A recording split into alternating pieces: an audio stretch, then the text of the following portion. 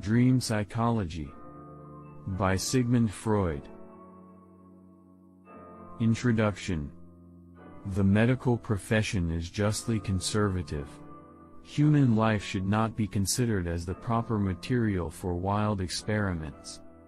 Conservatism, however, is too often a welcome excuse for lazy minds, loath to adapt themselves to fast-changing conditions. Remember the scornful reception which first was accorded to Freud's discoveries in the domain of the unconscious.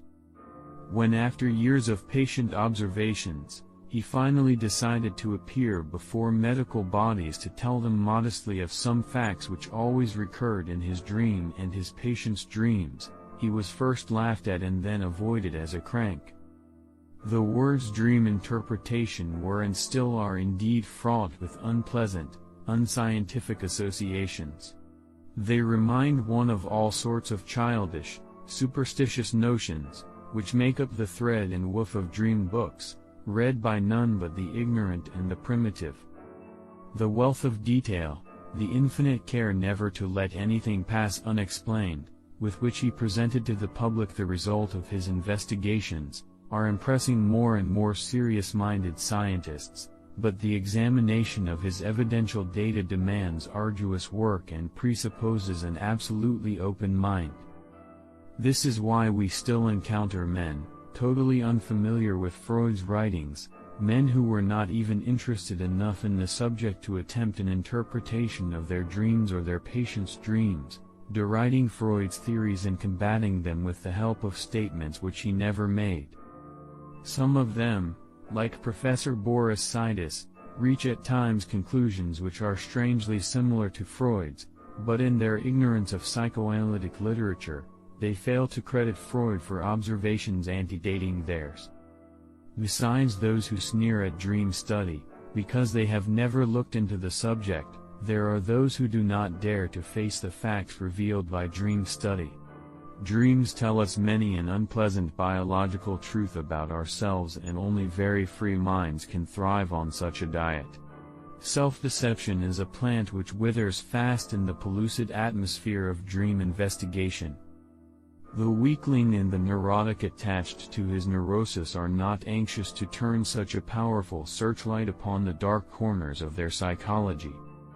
Freud's theories are anything but theoretical. He was moved by the fact that there always seemed to be a close connection between his patients' dreams and their mental abnormalities, to collect thousands of dreams and to compare them with the case histories in his possession. He did not start out with a preconceived bias, hoping to find evidence which might support his views. He looked at facts 1,000 times until they began to tell him something. His attitude toward dream study was, in other words, that of a statistician who does not know, and has no means of foreseeing, what conclusions will be forced on him by the information he is gathering, but who is fully prepared to accept those unavoidable conclusions. This was indeed a novel way in psychology.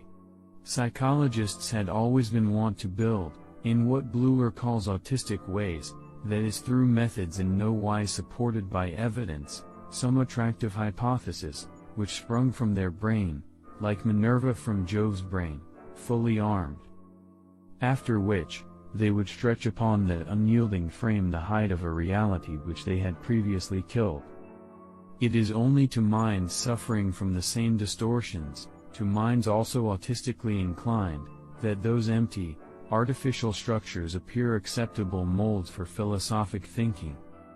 The pragmatic view that truth is what works had not been as yet expressed when Freud published his revolutionary views on the psychology of dreams. 5 facts of first magnitude were made obvious to the world by his interpretation of dreams.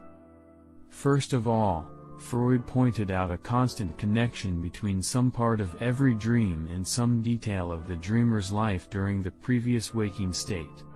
This positively establishes a relation between sleeping states and waking states and disposes of the widely prevalent view that dreams are purely nonsensical phenomena coming from nowhere and leading nowhere.